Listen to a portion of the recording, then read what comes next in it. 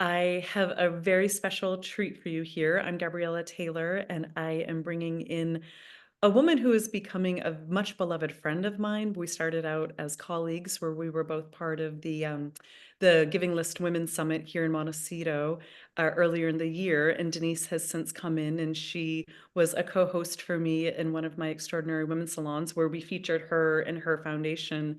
Rise Up, which you're going to hear all about in it. So I've really had the opportunity to spend some good time with Denise. And I've got to say, I think you're all in for a treat because this is a woman that is not only highly brilliant, very courageous, very motivated, and very impactful. And she's got a heart of gold. So it is my sincere privilege to come together with Dr. Denise Raquel Dunning. So I'm just going to share with you that she is the co-founder and executive director of Rise Up, which is a global nonprofit advancing education, health, economic opportunity, and gender equity worldwide. Denise is a renowned thought leader and Fulbright scholar.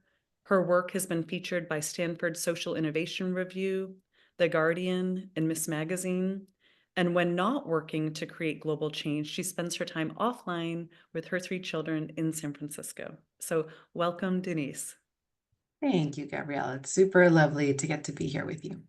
And one of the many reasons why I was inspired to come together with you today is because I see that there is such an opportunity to continue pulling the curtain back behind the scenes of what does it take to be an ordinary woman like you, like me, like any of the women that we know, that they're our neighbors, they're our sisters, they're our moms, they're the chairs of organizations that we support, they sit on boards of CEOs.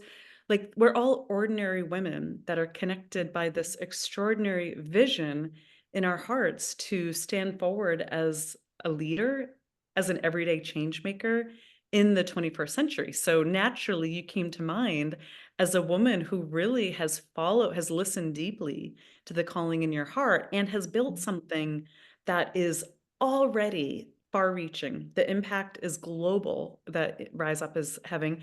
And it feels like there's so much more to come. So I was just thrilled to bring you in. And just my hope is that anyone listening here, it's like, while some of the achievements that Denise has accomplished so far are truly extraordinary, she's also like you and me. And she started with an idea. And so, whatever that idea is that you might have in your heart, whether it's bringing organic food into your kids' school lunch program at school, whether it's supporting local farmers, whether it's getting involved in any of the local nonprofits or larger scale nonprofits that touch your, whether it's just really getting to know your neighbors and being a presence of kindness.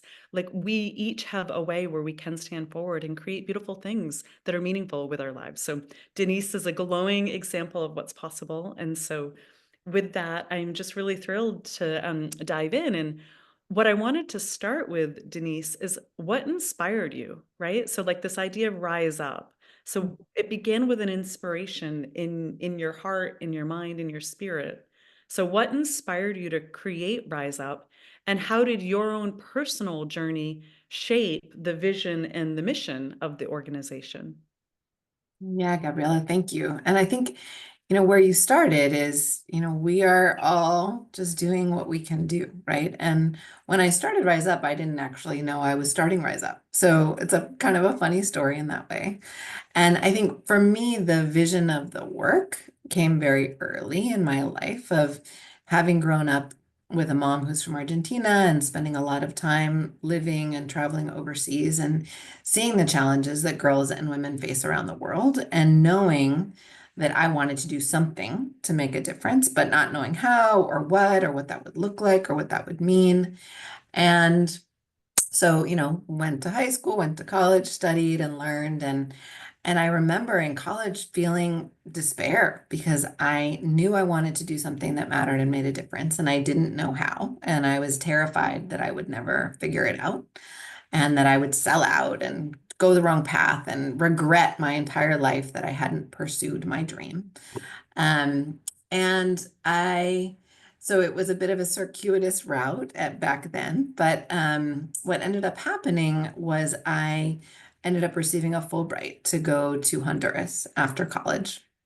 And I was there to learn and study and really understand global development. And so I was going to be working as an intern, as a fellow at the Inter-American Development Bank.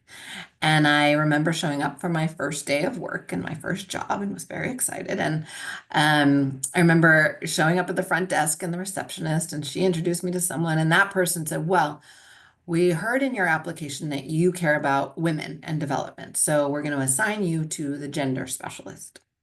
This lovely woman named Olga, who you will not be surprised to know was the only woman on the executive team of somewhere between 20 and 25 men.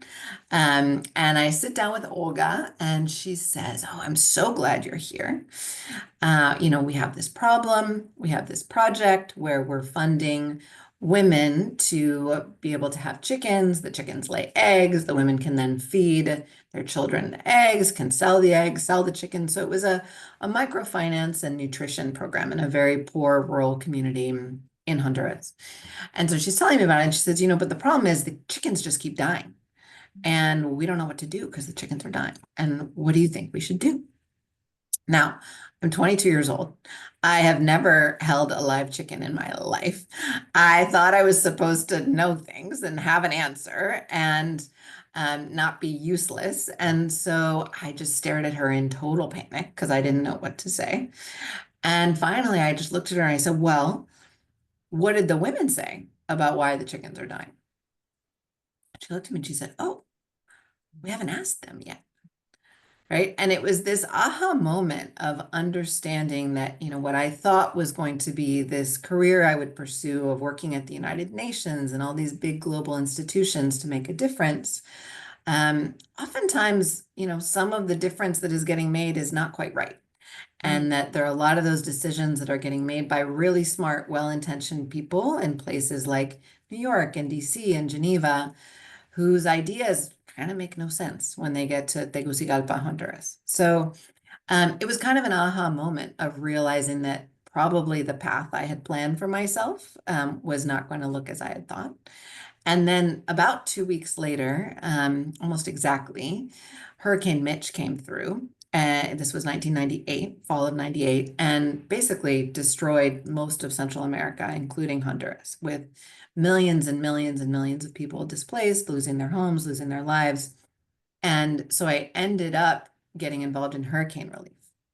And instead of working sort of for this big institution where I thought I would, learn all these things and find my path, I ended up working with very small local organizations that were based in small communities led by community leaders.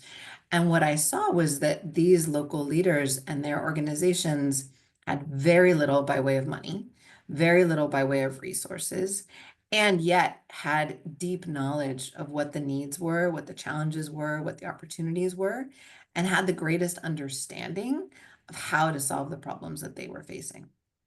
And mm, so it really changed where I thought I would go of how to instead go work in a big place like the World Bank to make a difference in that way, to instead develop a model of supporting those local leaders and local organizations who truly best understand what the needs are and how to solve their problems, and supporting them with the resources, the funding, the training, the connections to be able to create large scale impact. So mm. that's kind of how it all got started.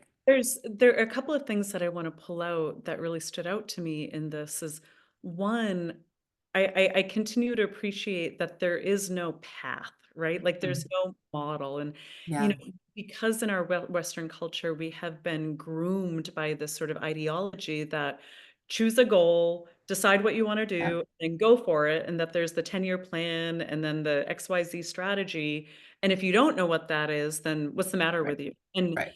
what I hear you saying, and I see this a lot, it's certainly been my own personal experience as well, and with a lot of the work that I do with female leaders, female founders, they have no idea. Like there's something that they're called by. There's Yep. some sense of like, oh, something is breaking their heart, like in the words of one of my mentors, Lynn Twist, something's either breaking their heart or making their heart sing.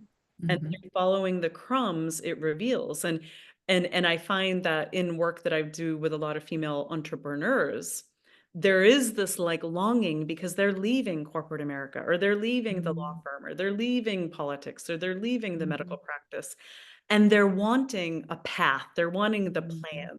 And Yeah. what I continue to find is that there's not really one. We show up. So one of the things that I really love is that you showed up. Yeah. And so just to reinforce for all of us, it is a mystical process of becoming. And then the second thing that I heard you say is that you were really almost like in reality and paying attention and bringing in the overlooked and underutilized resource of the women in the community. Like Mhm. in the women's intuition, women's observation, like we have some of our superpowers are connected to our ability to give life and nurture life and take care of life. And so I love the second piece where you sort of you went to the most obvious thing, which is, well, what are the women seeing? Why are these Mhm. beings dying?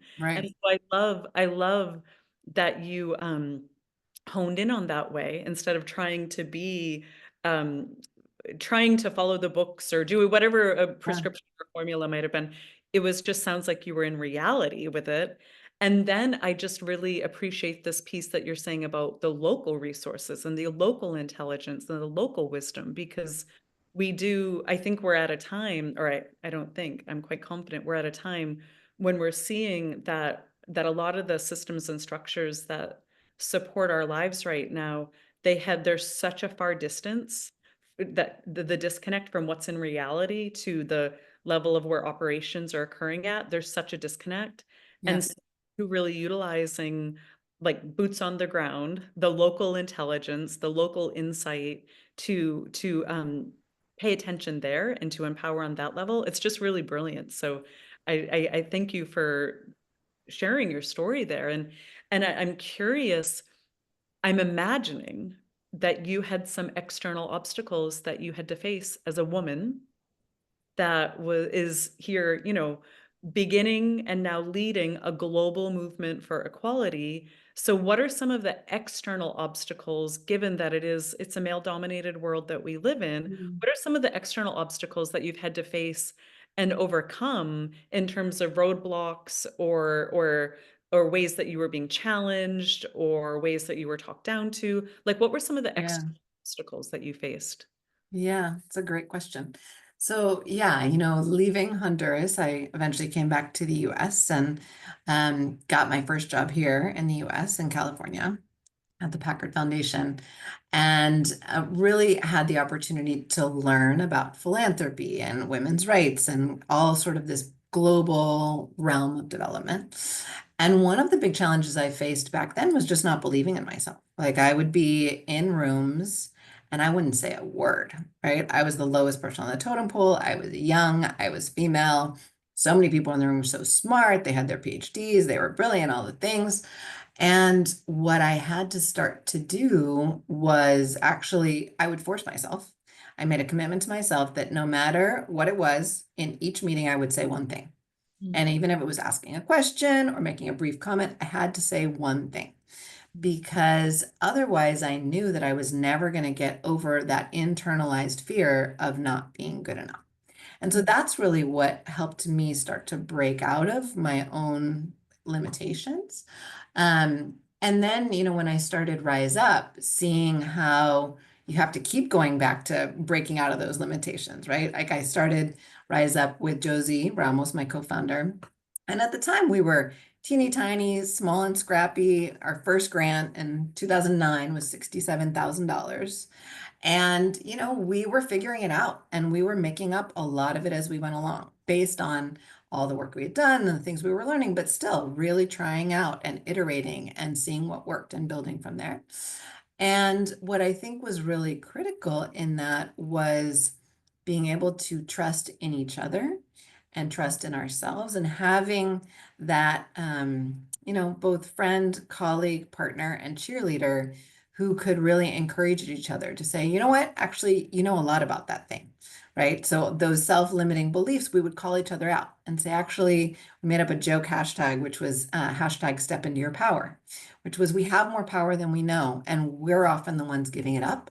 And it's only if we claim it that we can really make a difference. And Mm. so that was how we started. And we built this model of supporting leaders around the world, women leaders and men as well, who are really working to transform their communities. So advancing education, healthcare access, ending gender-based violence, criminal justice reform, economic rights, all these incredibly hard issues that leaders are working on that they have to believe in themselves. And oftentimes, no one has believed in them. And so, finding those leaders that can make a difference and telling them and seeing them that we believe in them makes a huge difference. And so, we're now at a point where we have a global network of 900 leaders who've been able to impact 172 million people since we got started. And it's all Can- about creating can- change where you are and believing in yourself.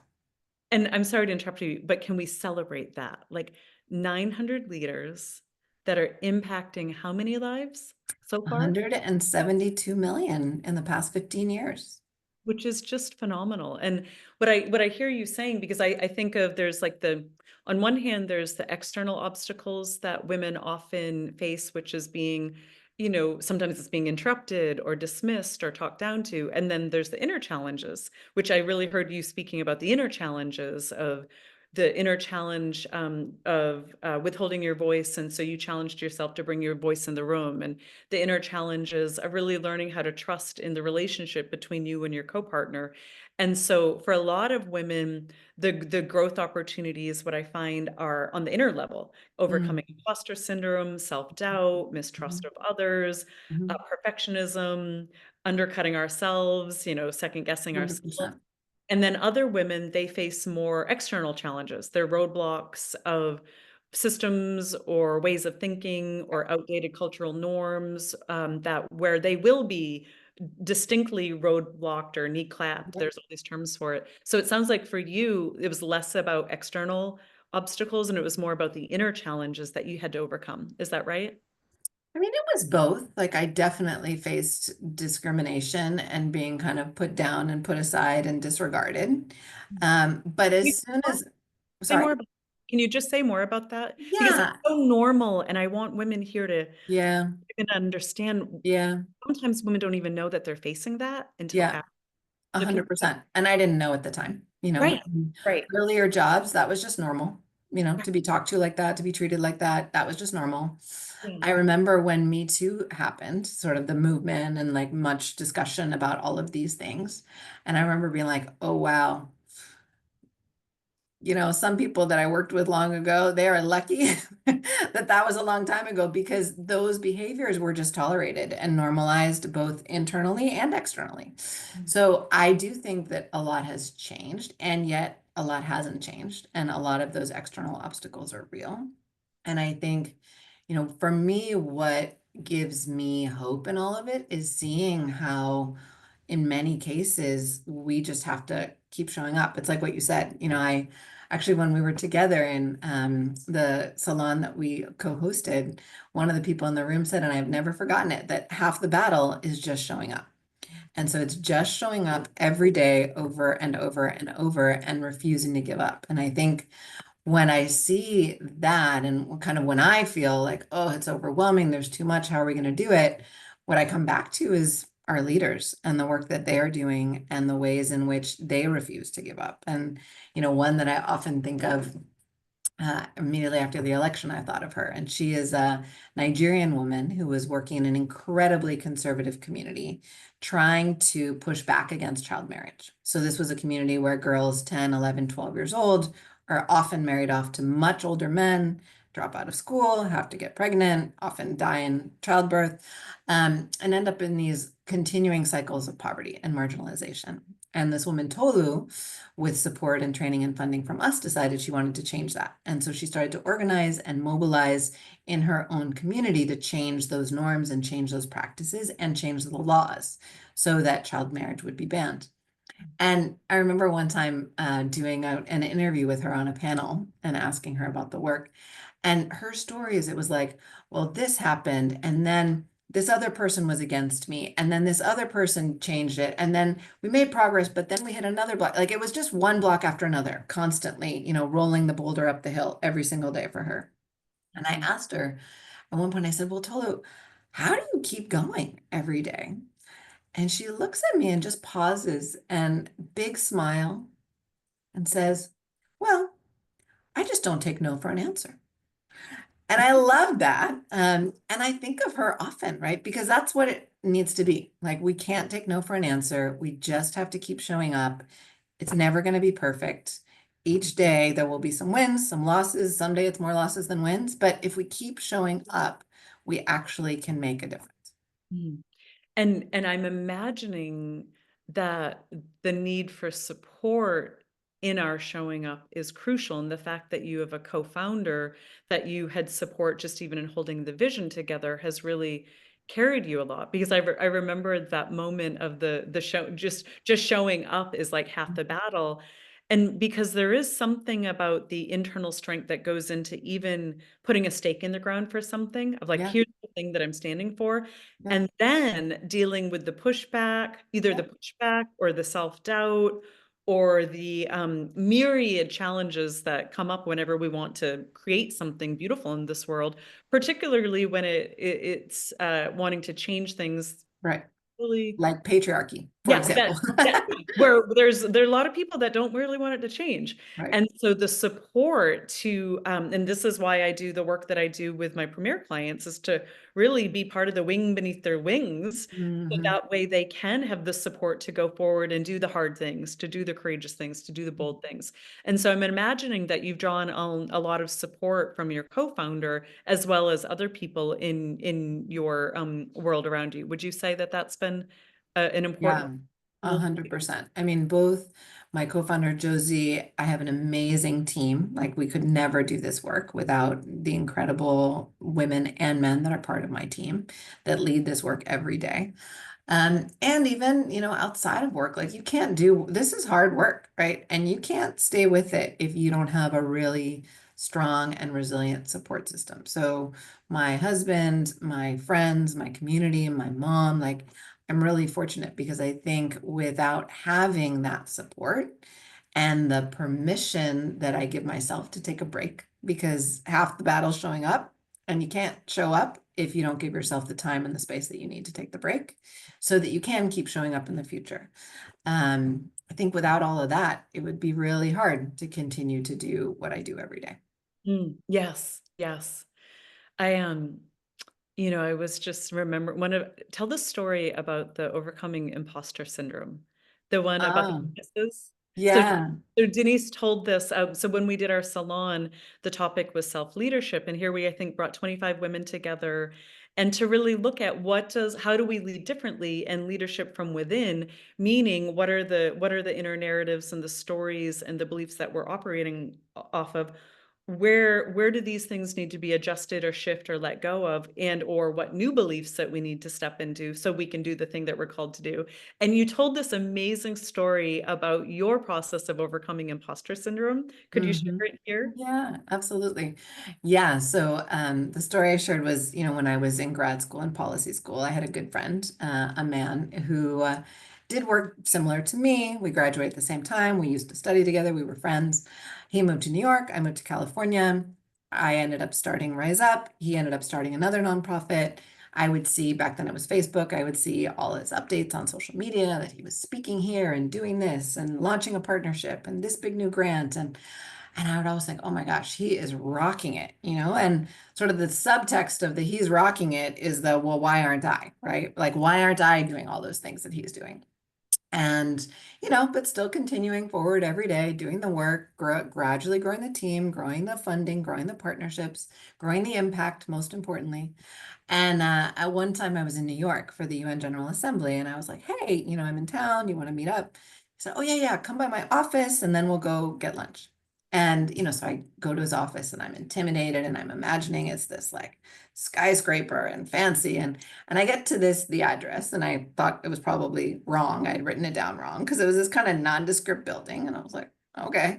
So I go up and I get off the elevator and see him, give him a big hug. He starts to walk me around, tour me around. And, I start to realize, like, oh, his huge team that I thought he had is kind of the same size as mine. And his fancy office that I assumed he would have looks kind of like mine with like the janky printer and the microwave that doesn't work. Um, so we're just kind of walking around and I'm like, the dots are starting to connect in my brain. And he's like, let me just grab my jacket. So we walk to his office and I see, his the nameplate on his door, which said executive director. And I had this huge moment of realizing, why wasn't I the executive director, right? Like at the time, my title was project coordinator, and no one had given me that title. I had given myself that title because that was how I saw myself back then. And he saw himself as an executive director, and so he was. And so just having the realization that the power to change things and the power to actually make a difference is within me. And it's not given to me. And that if I don't actually take it for myself and own that space for myself, it's never going to happen. There's so many things that I love about that story, and linking the dots in how relatable that is. How many of us women have these internal standards of perfection, these internal idealisms that cause us to perhaps overperform or over deliver, and equally undervalue ourselves, take less money, Yep. or assign ourselves a smaller role or title. Yep. And panning back and looking at how, again, I think in terms of the Western feminine psyche and how the Western feminine psyche has been shaped for thousands of years of the feminine power, and even really just feminine energy, which is our caring, our compassion, our ability to create and collaborate with each other, has been quashed for thousands of years. Hence what we call the patriarchy, this very masculine, dominant, out of balance hierarchical power structure. And in this hierarchical power structure, feminine power, feminine gifts of what the feminine walks with have been undermined, have been feared, have Mhm. been uh, overpowered. And where every single one of us women, particularly in Western women, is what I'm speaking to, where we walk around with this internal voice that didn't come from us, but this Mhm. adaptive voice that comes from this thousands of years culture that tells us that we're not enough and Yep. that we need to do more to ensure our survival. And what I see is one of the greatest portals to freedom, if you will, for women Mhm. is giving ourselves permission to, like you Mhm. were saying, just show up 100%. imperfectly. And I often will have, because I mean, we all deal with this. It's like the part of me that will overdevelop. I give everything my A game, Mhm. even whether it deserves it or not. And so part of my learning is how to like Mhm. scale my Yeah, giving, what's relevant to the context. that's right. And often, and in recent years in my career where I've been it's a real privilege to be sought after from some of the world's highest political leaders to some of the biggest influential philanthropic families in our country. And I've always had a bevy, I have several. I have a client right now who's they just won 6 Grammy Awards, just really amazing humans. And there's always this voice inside of me that when I get into these conversations or into these rooms, that I'm like, how did I get here? Why am I? Mhm. And I often have to work with myself, and it's sort of a game that I play with myself, and I'll sometimes do this with other women in my mastermind programs or private clients. Is like, what would a man do? Like, just do it. It's like a Mm. mental exercise. Like, Interesting. what would a man think or do in this moment? Because Mhm. chances are, a man wouldn't be doubting himself. He Yeah. would be putting that sign on the door. He Mhm. would be publicly sharing, like you were saying on Facebook, all of his wins and the things that he was doing unapologetically. He may, let the T's be uncrossed and the I's undotted, Mhm. and he would speak himself into the room, and Mhm. he would negotiate for fair compensation unabashedly. And Mhm. so I often think of how we have to lean into the healthy side of the masculine psyche, Mhm. which is kind of like what you did to overcorrect where the feminine, where we second guess ourselves so much. And you know what happens when we do that? The patriarchy wins. When 100%. we second guess ourselves and we hold back, and if you didn't make a personal commitment to speak up in every room that you go into, and if you didn't make a personal commitment after you saw his office to change your role and your title and also energetically to inhabit the leader that you are, Yeah. you wouldn't be doing what you're doing, and the patriarchal forces would win because you'd be another woman with a great dream that never became realized. So I just love that story so much, Denise. It's so poignant, so poignant. Yeah, thank you. Yeah, no, it's 100% true. And I think not only does the patriarchy win, but we all lose, right? Women Yes. lose, men lose, children lose, everybody loses, right? Because by each one of us recognizing our gifts and stepping into them, whether we're a woman or a man or another gender, that's what this world needs, right? Because all of our gifts look different and all of the things that we care about look different. And there's so many different ways that we each can tap into those to make a difference. And Mhm. so it's only by, like you said, giving ourselves that permission to really believe in ourselves and have that confidence and step into our power that we can achieve what the potential that there really is for ourselves in the world. And what would you say based on where you are now and where Rise Up is going? So we know that there's already extraordinary impact and the sky is the limit. What would you say right now you're needing to believe about yourself and your abilities and capacities to go where you're being called to go moving forward? That's Like, an what's your excellent growth question. edge? Like, what's your growth edge? It might be, it's a little personal, but what's your growth edge of self-belief that you're really needing to call yourself forward into so you can go where the vision is calling you to go? Excellent question. I think what I need to believe is that even though I can't, in some ways, it's kind of what I needed to believe way back when I was in college, right? Even though I can't see exactly what the 10 steps ahead are, they're there.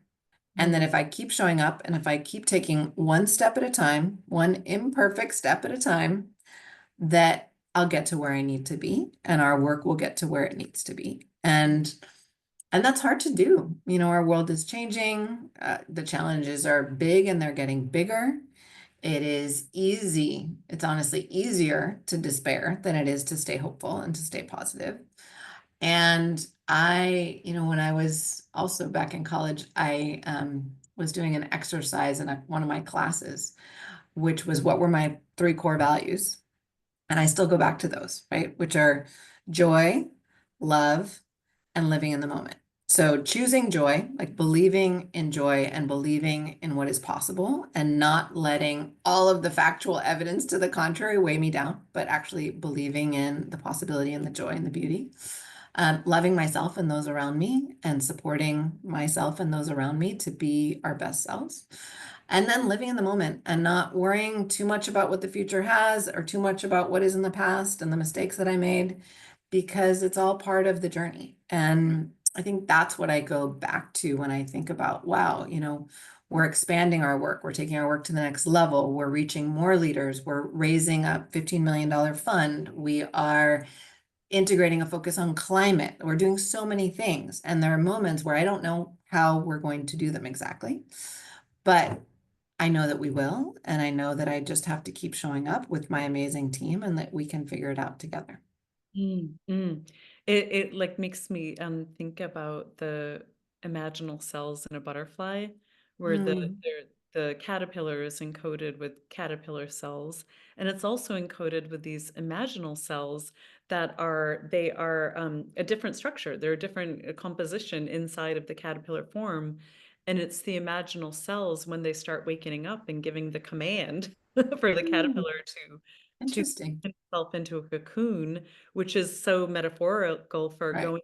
being in the mystery and allowing the process to unfold, even though the caterpillar cells are resisting the butterfly cells. And then there is some mystical process that unfolds that allows the caterpillar the butterfly to emerge on the other side. So what I Mhm. hear you're saying is there is this piece of the showing up, which we can say is more of a masculine energy, which is crucial for all of us. And then there's this piece about what I hear is like trust and faith. Mhm. But while it may not be clear Yep. continuously, there is something that's emerging that is beautiful, like a caterpillar, which is the manifestation of this calling and this vision. And it's a both and so you 100%. need to believe in like the what you need, what I hear is what you need to believe about yourself is really just by staying close to your core values and who you are as a woman, and by putting one foot in front of the other, that that is the path. Mhm. Am That's I hearing exactly right. that? Yeah, that's Yeah, that's exactly right. and so my last question for you today is, so for a woman that may be listening to this right now who is seeking to create meaningful change, maybe it's an idea in her, it's a twinkle in her eye that hasn't been made manifest yet. Maybe it's something she's already taking steps on, or maybe she's really going to the next level in her organization or foundation. What would you like to is there a message from your heart that you would like to share about them and their own capabilities, just as a way to Mhm. lend that support in, like, we're not alone and we've got each Mhm. other's backs, whether we know each other or not? What would you like to say about a woman that's also following her, her breadcrumbs? Yeah.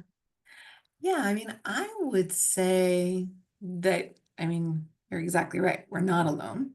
We're in this together. We are all powerful and all have the potential to make a difference. And that I think the most important thing in that is to just choose one thing and do that one thing. And that one thing will lead you to the next thing, which leads to the next thing. And like you said, not worrying about the perfectionism and is it the right thing or the best thing or should it be not? It just do the one thing. And that will reveal what needs to come next. Mm. And so that's one thing I would say. I think Mm. another Do the is, one thing. Love that. Do the one yeah, thing. do one thing. And the other I would say is find a cheerleader, whether it's your friend or your next door neighbor or your partner or, your coworker. Find Mm. someone that actually gets you and believes in you so that when you're like, oh my God, I never should have blah, blah, I wish I had blah, blah, they can kind of talk you down, right? Because we all need that, right? Because many of us still have, even with all of the work, and all of the thought and effort and intention that so many of us put into all of this in our own lives.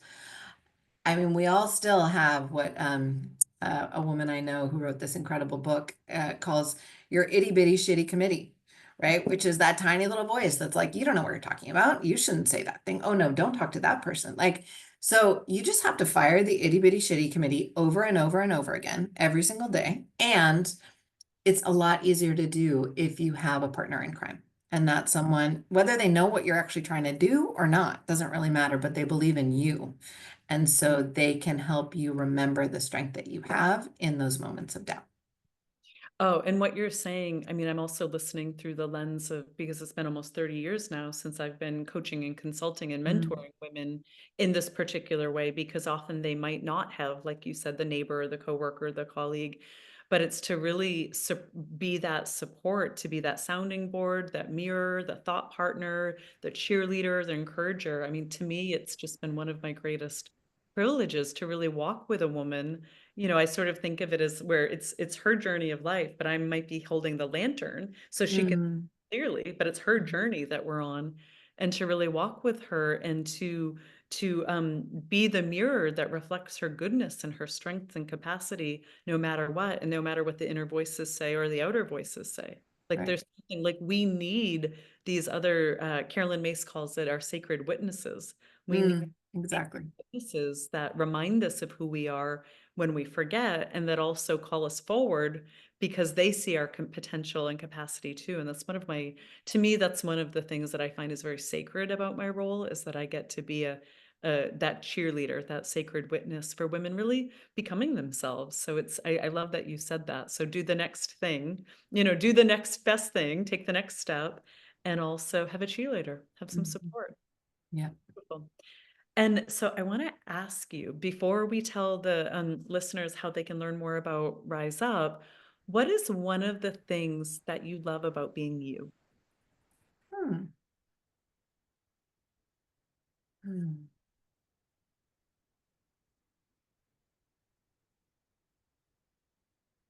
I love that I am able to thrive in the chaos. of the everyday living. At one point you asked earlier a little bit about the obstacles, and I didn't mention it at the time, but what popped in my head was just the ongoing challenge of keeping all of the balls in the air all the time. And that's the work balls, it's the kids' balls, it's the logistics, it's the carpools, it's all of the things. And it's really hard and it's real. And I think, especially for women that are trying to, do whatever their work looks like and raise good humans, that is a tall order. And it's a constant struggle. And one thing that I always remember back to is an article I read years ago, where this woman is asking her mom, how on earth did her mom do it of juggling all the balls? And her mom at the time was the first female woman director at NIH ever. And so this woman calls her mom crying, and she writes a story about how her mom said, you need to learn one sentence with 6 words, which is, I don't compete on that level. So it's basically choose the things that matter and do them great. Not perfect, because it never is, but focus on the things that matter and let everything else go, because you can't do it all. It's not possible. And to have grace and compassion and love for yourself and humor about the fact that we can't do it all. And sometimes we're dropping the balls, and that's okay. I think that would probably be it. Mm. And in the way that I have had the opportunity to get to know you, I would really reflect the accuracy of that. Like, I just find you Mm, to be an incredibly devoted mom in how you show up for your kids, and an incredibly devoted woman in terms of how you show up for Rise Up. And just in our interactions, you've been incredibly present. And mm, so I really appreciate this about you as well, in terms of your ability um, to really show up for the things that are most important for you, and to nurture the things that are most important for you while you're juggling, myriad challenges, crises, needs at the same time. My experience of you is you're able to do it with a presence that conveys that you're here and that you mm, care. And that's really quite a gift. So mm. thank you for being a woman that, while you're juggling, very facile and juggling, you do it with much presence and grace. So thank you for Thank you. you, Denise. Thank you, Gabriella. It doesn't always look that way, Oh, I hear you. I hear you. but I And we all know appreciate it that. We all nonetheless, know. right? That's right. And so tell our wonderful listeners here how they can learn more about Rise Up, anything that ways they could get involved. Absolutely, yeah. So easiest way to learn more is our website, riseuptogether.org, and follow us on social media as well.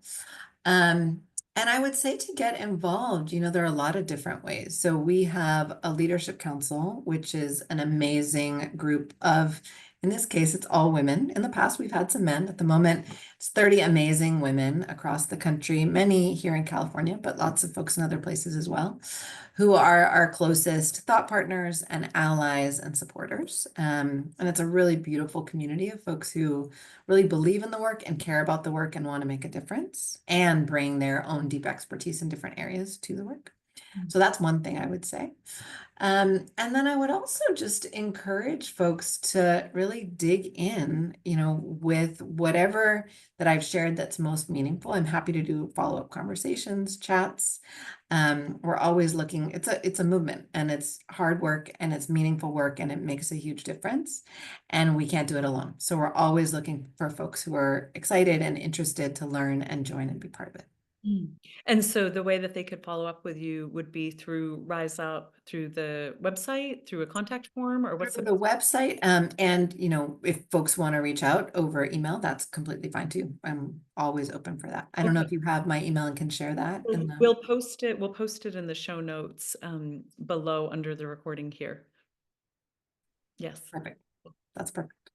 Well, thank you, Denise. Thanks for being here. And just for each woman that's listening to this, my hope is that this just touches a place inside of you that you can take and grow from, that you can nurture, that it can just give you a sense of encouragement and upliftment, and also recognize that we are in this together. We are each walking each other home, if you will, in terms of Mm, developing the courage and confidence and ability to truly follow our hearts. I mean, this is why I'm building a movement of extraordinary women by transforming how we create lasting change from within, because it's pretty obvious that it's time to do things differently in terms of Yeah. relate to ourselves, how we parent our kids, how we show up for our work, how we show up for causes. Like we're really being called to truly lead with love. So thank you for being a model of this, Denise, and I wish everyone well. Bye bye. Thank you.